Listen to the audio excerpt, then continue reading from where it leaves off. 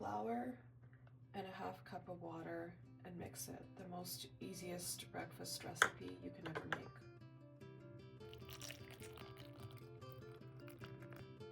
Add a little more water, so I want a really not super runny, but a consistency that's going to be runny, so it's going to be thin. I'm just using margarine. You can use butter. Okay, this one's turning out kind of small. I think I want it a little bit bigger. That's what I'm talking about. I'm just going to use the same pan and add some blueberries.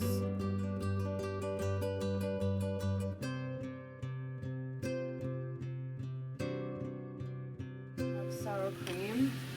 Take a little spoon. Do that. Just put it on. Really, I'm not adding any sugar, no sugar, maybe a little honey.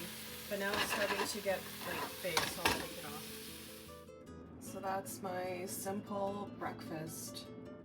So I would call this a blini, or you want to call it a crepe, a pancake. It's not really a pancake, it's more of a crepe. But this is just such an easy recipe. It's literally 3 ingredients. Well, 4 if you add water. So flour, sour cream, and frozen berries heated up. Fine, first bite.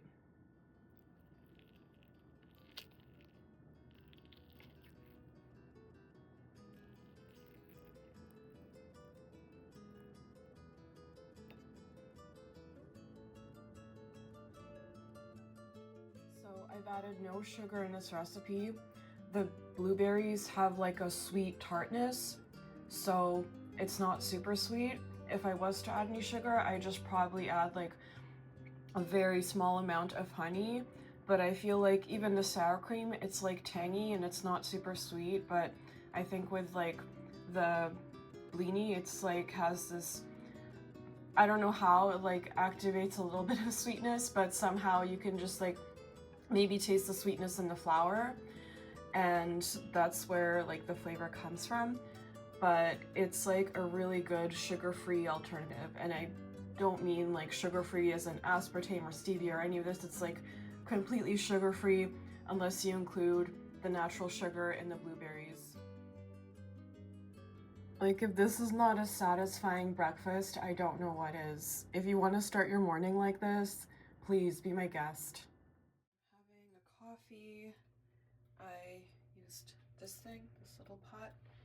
I usually use like a French press, but then like when you use these Italian style things, it packs more flavor. It's like more concentrated. And now I'm making these noodles. This is the bean style noodles. So this brand Rooster, I find that you don't have to soak them like other type of noodles. I find this one, if I just directly boil it, it has a pretty good consistency, where other types of brands, the vermicellis, I would probably have to soak it ahead of time. But you know, like sometimes these instructions, they don't really give you the full picture. So I find in this case, it kind of does. And I just have some minced meat I'm gonna throw on top that I ate yesterday. So I'm just boiling the beans and just checking on the consistency. This doesn't really take that long. It goes really fast, so you don't really want to step away. The secret to glass noodles, there's really no secret that I know of, but you just want to make sure that they're like al dente or al dente. They're a little bit soft. They get boiled so they're a little soft, but not like super mushy, because you don't want them to be like too thick and hard. Just waiting for the boil. I have the glass noodles, and we're gonna add some flavor because who eats this plain, okay? I'm gonna add soy sauce, and I'm just using what I have in the fridge, and sometimes it's like not much as far as seasoning goes, so just your trusted soy sauce. I'm gonna use, because I don't have any other hot sauce or sriracha or anything right now, I have this barbecue sauce, and it's like mild spicy, so it's not super spicy, but I'm just gonna use that for a little bit of extra flavor. And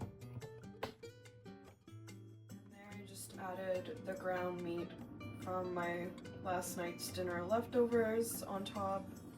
So I just mix that up and eat it together. If you have any other things you can add to it, like veggies or any pickled veggies, anything tasty, I think it would work perfectly well. So this is my lunch. Leftover meat and the last packet of glass noodles. Just editing the next video I'm working on here, or it'll come out before this one probably. So I just have some toast with cream cheese, and I'm really weird because I like to put pepper on my cream cheese and a little small sprinkle of salt. Yeah, don't ask me why. It's just something weird that I do.